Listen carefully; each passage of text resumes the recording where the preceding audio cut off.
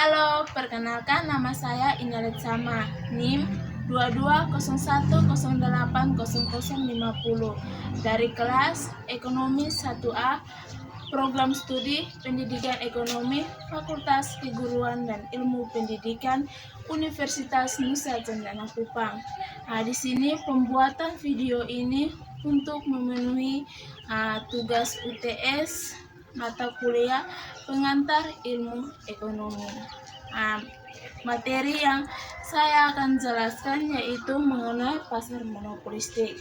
Dalam pasar monopolistik ini ada 4 sub yang akan dibahas, yaitu yang pertama pengertian dan ciri-ciri pasar monopolistik, yang kedua pengaruh iklan dan biaya produksi dalam pasar monopolistik, yang ketiga kelebihan dan kelemahan pasar monopolistik, yang keempat penyebab terbentuknya pasar monopolistik. Yang pertama yaitu pengertian dan ciri-ciri pasar monopolistik.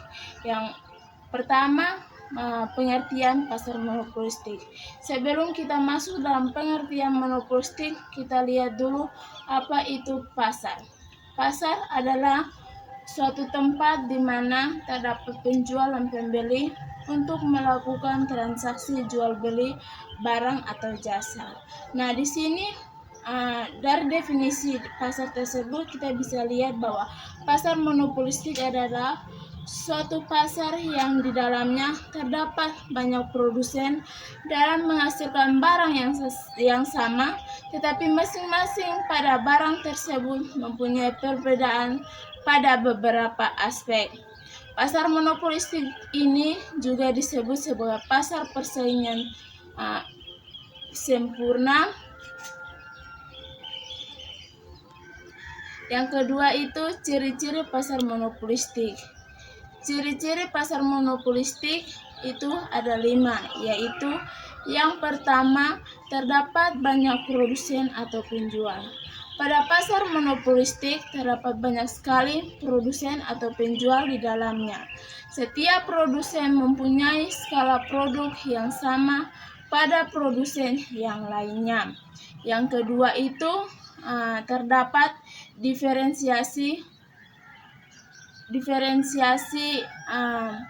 produk, yaitu pasar monopolistik terdapat banyak produk yang sama tetapi memiliki perbedaan pada pengemasan, bentuk, corak, dan kualitasnya. Dalam hal ini, perbedaan produk pada masing-masing produsen akan membuat produk tersebut mempunyai sifat pengganti yang dekat, tetapi bukan pengganti yang sempurna. Yang ketiga itu produsen dapat menentukan harga. Produsen yang memproduksi barang berkualitas dan keistimewaan tersendiri akan membuat produsen bisa menentukan harga sendiri. Contohnya pada industri sampo. Yang keempat itu produsen mudah keluar masuk pasar. Di dalam pasar monopolistik, produsen bisa keluar dan masuk pasar dengan mudah sesuai dengan kebutuhannya. Di saat produsen masih sedikit, biasanya akan membuat keuntungan yang lebih tinggi. Tetapi jika produsen semakin banyak, akan mengakibatkan keuntungan akan menjadi kurang. Yang kelima itu produsen harus melakukan promosi. Salah satu yang sering dilakukan dalam pasar monopolistik yaitu membentuk persepsi konsumen pada produk yang dijual. Maksudnya yaitu dengan cara mempromosi atau beriklan secara rutin pada produk yang dijual.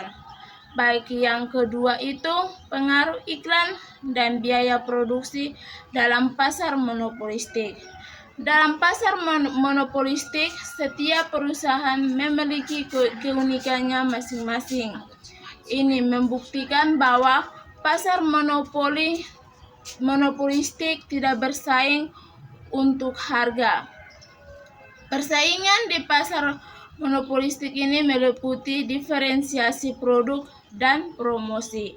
Diferensiasi produk berarti produk yang dihasilkan sama tetapi bentuk, warna, ukuran, atau pola produk yang dihasilkan berbeda. Tak kala ini akan memudahkan konsumen untuk memilih produk yang sama. Produsen biasanya menarik konsumen dengan menciptakan produk yang unik dan menarik. Ada 4 cara dasar untuk membuat produk yang berbeda, yaitu yang pertama, perbedaan fisik meliputi penampilan dan kualitas, ukuran, berat, warna, desain, tekstur, dan sebagainya. Yang kedua itu jumlah dan jenis lokasi di mana produk tersedia juga membantu membedakan. Yang ketiga itu menyediakan produk dan layanan yang berbeda dari perusahaan lain. Yang keempat itu diferensiasi produk adalah citra yang ingin ditampilkan produsen di benak konsumen. Misalnya produk perusahaan A memiliki tanda tangan selebriti yang menjualnya di lokasi tertentu dan membuatnya terlihat eksekutif. Baik, yang ketiga itu kelebihan dan kekurangan pasar monopolistik. Yang pertama, kelebihan pasar monopolistik ada 3, yaitu yang pertama, jumlah produsen atau penjual tidak terbatas. Pada pasar monopolistik terdapat ada persaingan bisnis antar produsen, dapat memberikan keuntungan terhadap konsumen. Yang kedua itu produsen bisa masuk dan keluar pasar dengan mudah untuk terus mendorong produsen dalam berinovasi membuat produk yang berkualitas. Yang ketiga itu konsumen menjadi semakin selektif saat membeli produk sesuai yang dicari konsumen. Yang kedua itu kekurangan pasar monopolistik. Kekurangan pasar monopolistik ini ada 3, yaitu yang pertama, pasar monopolistik mempunyai persaingan yang sangat ketat, baik pada segi harga, kualitas, maupun pelayanannya. Produsen yang memiliki modal sedikit dan mempunyai pengalaman yang kurang akan cepat berpindah pada pasar ini. Yang kedua, pada pasar ini akan membutuhkan modal yang besar, baik pada biaya produksi, biaya operasional, dan juga biaya pemasarannya. Para produsen di dalam pasar ini adalah mereka yang mempunyai modal besar dan pengalaman yang sangat baik. Yang ketiga itu diharuskan melakukan inovasi untuk membuat biaya produksi semakin tinggi sehingga akan mempengaruhi harga produk yang akan dibeli oleh konsumen. Baik, yang keempat itu penyebab terbentuknya pasar monopolistik. Menurut Bernardus, faktor-faktor penyebab terbentuknya pasar monopolistik antara lain sebagai berikut. Yang pertama, hambatan teknis, yaitu hambatan teknis berupa ketidakmampuan dalam bersaing dengan perusahaan yang sudah ada sebelumnya.